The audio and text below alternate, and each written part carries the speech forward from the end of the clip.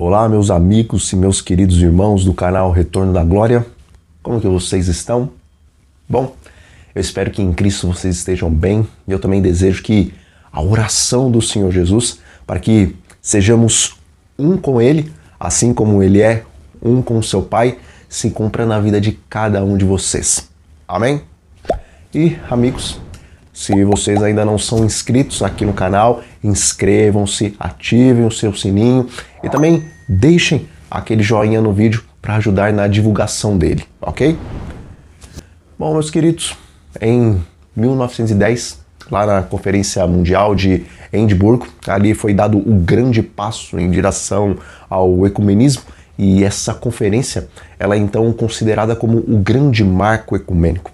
E a partir daí também surgiram diversas iniciativas ecumênicas e lá em 1921 foi criado o Conselho Internacional de Missões, em 1925 o Conselho Universal Vida e Trabalho, em 1927 o Conselho Mundial Fé e Ordem, e esses aí eles estavam à frente do Organismo Internacional das Igrejas Cristãs.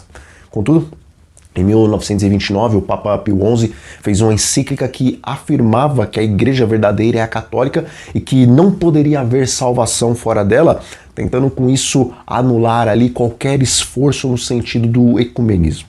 Mas, lá em 1960, a Igreja Católica ela se incorporou oficialmente ao movimento ecumênico e quando o Papa João XXIII, ele então criou um secretário romano para a unidade dos cristãos.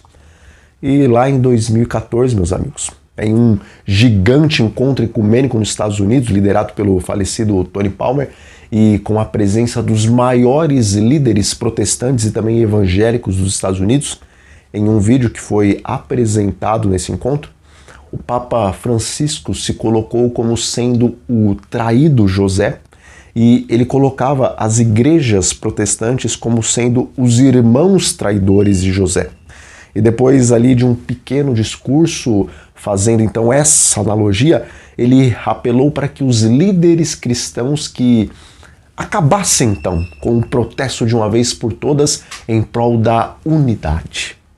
Bom, o encontro ele terminou com todos aplaudindo o bispo de Roma e com essa atitude eles se colocaram então como culpados de terem se desligado da Igreja Católica, anulando assim todo o penoso trabalho que os reformadores fizeram, mesmo sob perseguição e martírio.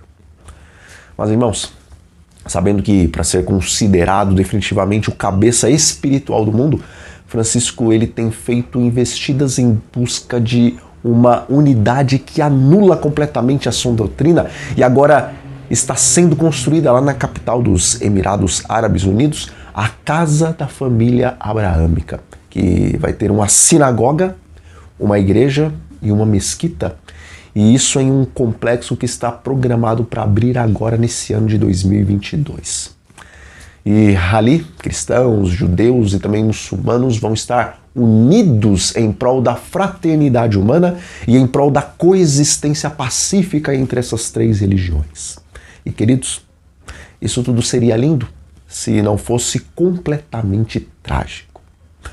Veja, o nosso Salvador e o nosso Mestre, ele nos ensinou que não devemos odiar os nossos inimigos, nem aqueles que nos perseguem, mas nós devemos orar por eles e bendizê-los para que verdadeiramente nos tornemos filhos do nosso Pai Celestial. Pois Deus ele faz nascer o seu sol sobre justos e injustos, e ele faz descer as suas chuvas sobre bons e maus. E o nosso Salvador também nos ensinou que devemos nos manter tão longe de encrencas e ter tanta abominação pela violência que se porventura alguém bater em um lado da nossa face, não devemos revidar, mas devemos dar o outro lado da face para essa pessoa.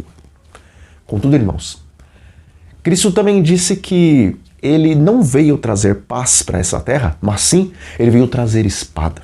E também lá em Apocalipse, no capítulo 19, nos é dito que quando os ímpios morrerem na volta de Jesus, eles vão morrer por causa da espada que sai da boca dele. Ou seja, ainda que devemos nos esforçar para manter a paz com todos, como está escrito na palavra, Deus nos deu a ordem de ir e pregar o evangelho do reino para toda tribo, língua, raça e nação. E é justamente a pregação desse evangelho do reino que é uma espada que traz guerra, pois o evangelho ele luta e ele destrói toda a doutrina a qual se levanta contra ele, porque o evangelho é a única verdade estipulada por Deus para nos levar a Cristo, o qual é o caminho, a verdade e a vida, e ninguém vai ao Pai se não for através dele.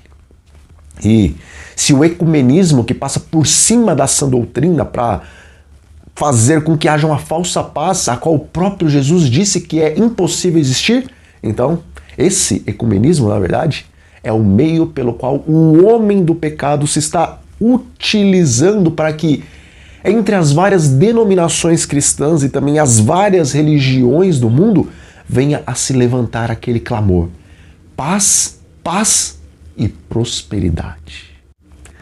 Amados irmãos, é bem provável que a maioria de vocês que estão assistindo esse vídeo compreendem que o ecumenismo é abominável a Deus porque ele suprime a verdade em prol de uma unidade e de uma paz que vai levar o mundo a lutar contra a verdade da lei do Senhor.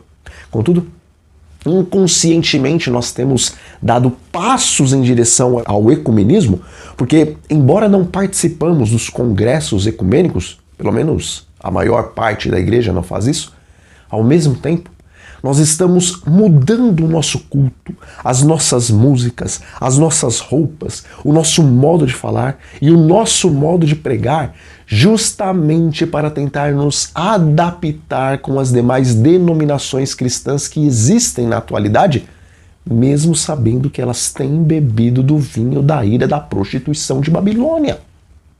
Bom, meus amigos, Jesus nos deixou a sua paz.